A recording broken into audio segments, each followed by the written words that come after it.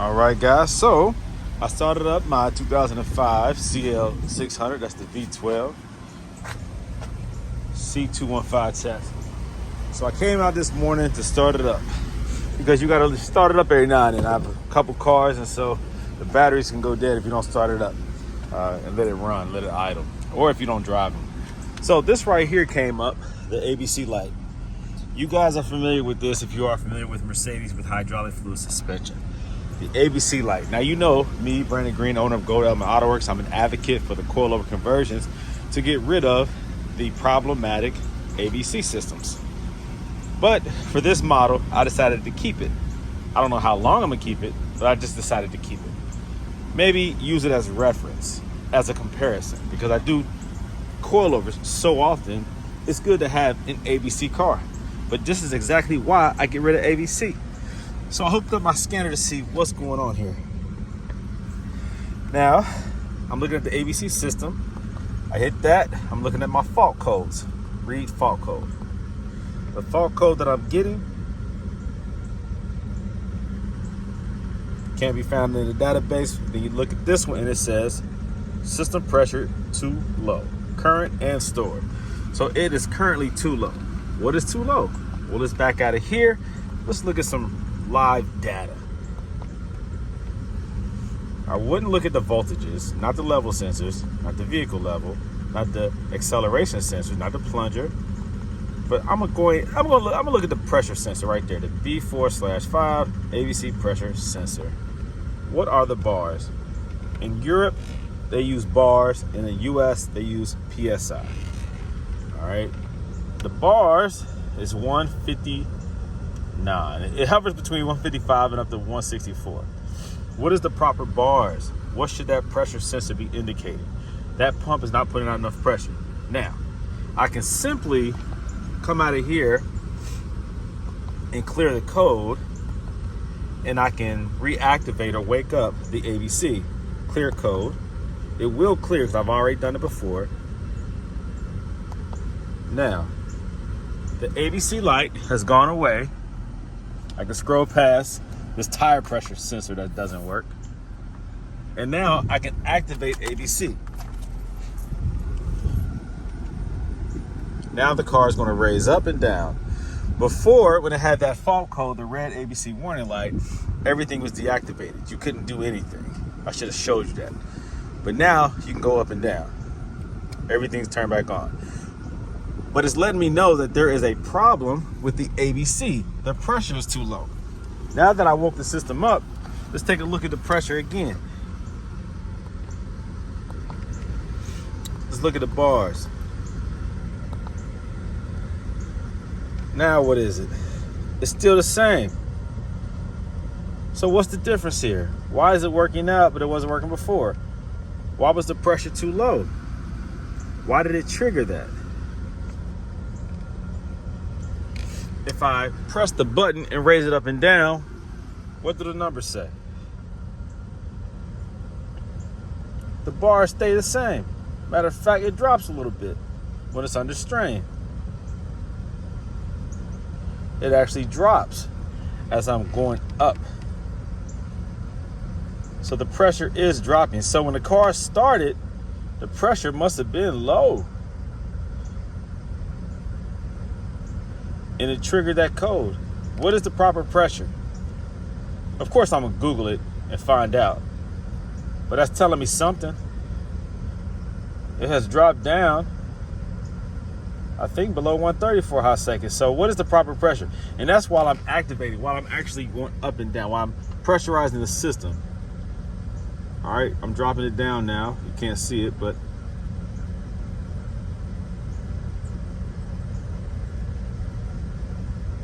I'm going to raise it again.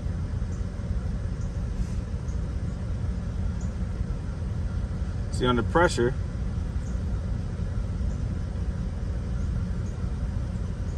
you see where it's at. All right. Let me check fluid level. I didn't do that. I haven't checked the fluid. I'm just going off of what I saw, and I'm looking at the numbers, looking at the code. But let's check the levels. While running, you get an accurate measurement if your levels are good or not. This is your ABC reservoir. It's a 2-chamber reservoir. Okay, on it, yeah, 2-chamber. This is a whole big reservoir right here. Down here is your power steering part, and up here is your ABC part. This right here is how you check it. This is the dipstick. Woo! I don't see anything. Where's the fluid at, guys? Wow. The level is low. Where'd it go? Because I should have some fluid on here. Where's the fluid at? Oh, shoot. Where's my ABC fluid? Where'd it go? Do I see a leak? Let's see. Nope. There's no leak. Where's the fluid at? Hold on. That's water. Where's the fluid at? Why is my pressure low? I've had the same issue before on my CL600 at the end of the driveway. That was the exact same thing, where my fluid levels were low. But why are my fluid levels low?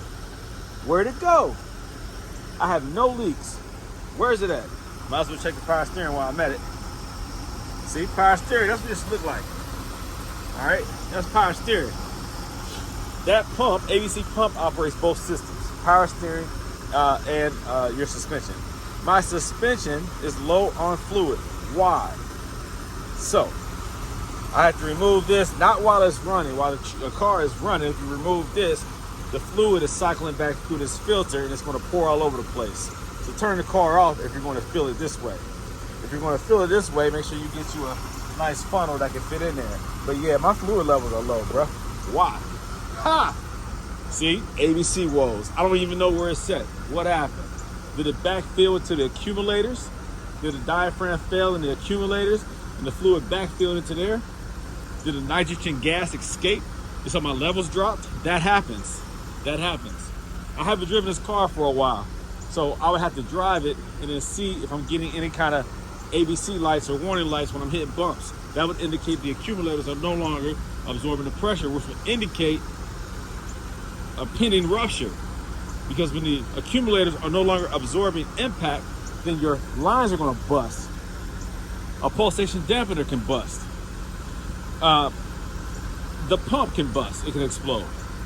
These are things that happen if you don't maintain these systems. I don't know, but I'm just guessing. Why is my fluid low? It is nowhere. Did it backfill my accumulators? That's a possibility. So I'm giving you guys a heads up. Things to look out for. Things to look for. You know, that right there is a perfect example of why you have to maintain and be in touch. Like, be in tune. You know what I'm saying? Be in tune with your car. Be in touch with any kind of indicators that you have. Be able to access the codes, read it, diagnosis, self-diagnosis is how you really maintain these cars. These hydraulic fluid suspensions are very complicated. So the more you know, the easier it is for you to maintain it and to catch it before catastrophic ruptures, you know? It's just what it is, man. This is what it is. So let me go ahead and add some fluid. I guess I can show you guys how to do that too. Maybe I should. Yeah, I might as well. Hold on. Do I have any Pentosin hydraulic fluid? Or did I use it all? Here goes some. 11S CHF. Let me see. All right. Do I have a funnel that's small enough? Yes, it's good. Always wipe your funnels out too. You don't want to introduce contaminants. It's the last thing you want to do. Hold on. Okay. Good, it's cleaned out. Go ahead and add some of this to it. Make sure the funnel fits right in there. All right. Pour slow. Let that trapped air escape and check your fluid levels. Man, it's hard to do this in one hand. I need a GoPro.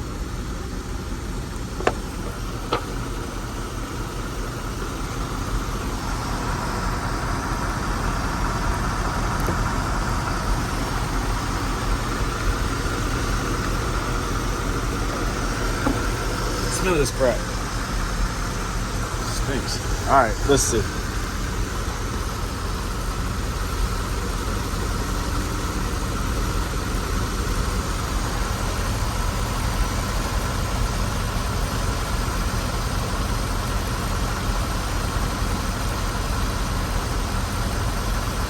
Now I'm doing this while it's running because, like I said, you get the true indicator of how much fluid you have in there when the engine is running. When the engine is turned off, it backfeeds.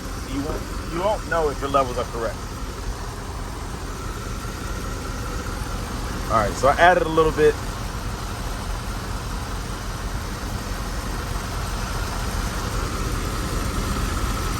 Still not registering. That's crazy. Where's the fluid at? Do you know?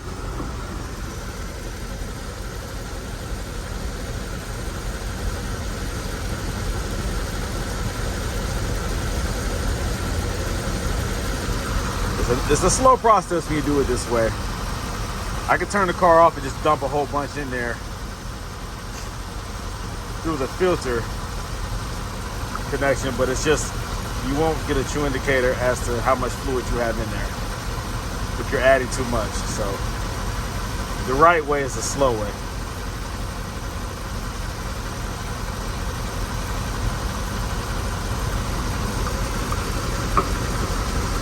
It's just crazy to me, man. I mean, after I do this, I guess I can check the pressure, the bars, to see if my levels have gone up. I'm seeing it up the tip right there. It's just crazy, man. It's crazy. It's supposed to be way up here. I'm gonna have to buy some more fluid because this isn't even enough. That's a lot of fluid loss. Now all it takes really is one accumulator. Them accumulator, those balls on the valve blocks are pretty big. Some big balls. And what they do, like I said, is a separator. If you stick something in there, you're going to wind up hitting the diaphragm. Like a little screwdriver will only go in probably about 2 inches, maybe an inch or two. Maybe like an inch before it hits the diaphragm. And when the accumulators are bad, the diaphragm goes all the way back. It recesses all the way back to the wall. And you can stick a screwdriver all the way in there and touch the back side of it. That's a lot of fluid. Those balls are like this big. That's a lot of fluid, you know, if one of those fails. And I got a feeling that one of those accumulators has failed.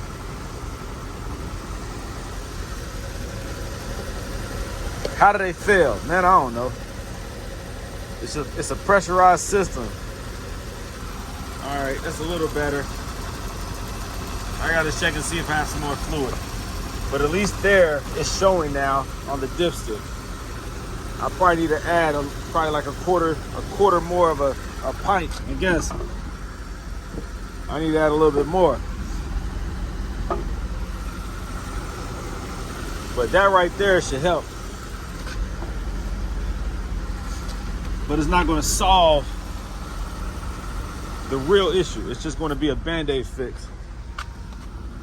All right, so let me check the bars now. See, look at that. The bars are now 180 plus. That's what it should be.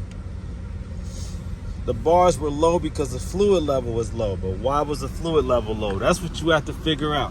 Now, when I activate the system and I push and I raise the system, let's see what happens to those bars.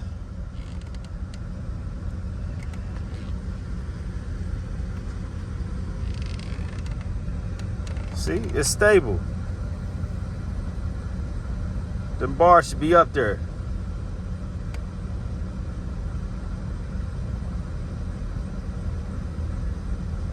Now again, if the accumulator has failed, if one of the 3 accumulators has failed, then you have to worry about sudden rupture in your system. You will know when you're driving down the road, if you get the red ABC light, the ding, it comes and goes when you hit a bump, then you know that you have a failed accumulator. How do you figure out what accumulator failed? Well, you remove it from the valve block and stick something inside and see if it goes all the way back. And if it does, that's the one that's failed. It's a process, guys. It sucks. Where are the accumulators located? There's one there. Now, this is on the CL. It's a little bit different than the SL. I know there's one there. I think there's one there. There's one back here. The pulsation dampener, I think it's the same design where they have a pulsation dampener right there. I know they have a valve block right there. They have a valve block that runs tucked up under there. And you have something on the other side. Maybe the pulsation, yeah, you have another one back there somewhere. It's like a valve block or a pulsation dampener or something like that on the back passenger rear. So it's a little different from the SL. I can't remember because I haven't looked at these in a long time, but it's something like that. It's the big V12, baby. It's a beast, man. But you gotta take care of these cars, and you have to be prepared to fix stuff like this that happens, man. It's just what it is. So I'll get some more of this fluid, and I'll keep this bad boy running as long as I can with the ABC functional. But if it happens and I need to change it over to coilovers, then I'm going to change it over to coilovers. But for now, we'll keep ABC.